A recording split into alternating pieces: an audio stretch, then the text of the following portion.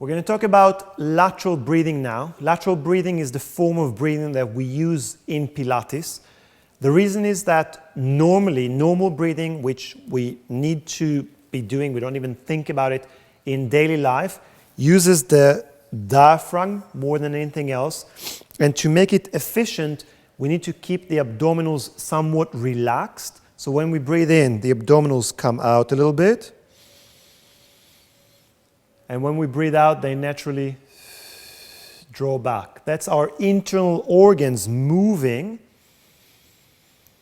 as we breathe in and moving back as we breathe out, which is great. But when we do exercises that put strain, good, positive strain on the lower back area, we need to make sure that we support this area so that it doesn't become a negative strain.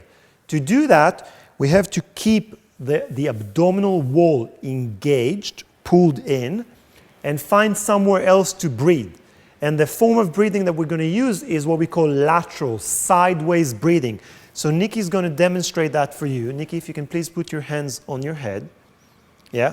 And what I want you to observe is how the rib cage opens to the sides on the breath in and draws back down like bellows, drawing down and then opening out and up and then drawing back. So if I exaggerate the movement, it will be like this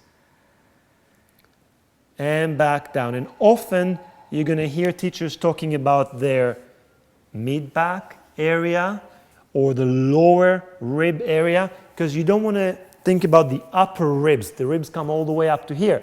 You don't want to think about the upper ribs lifting up or going out to the sides. That's going to be a bit weird. You want to think about the lowest ribs, the ones that have most motion, most movement ability, because they're what we call floating. They're not completely attached, and they can float and lift out and expand out to the sides and draw back down.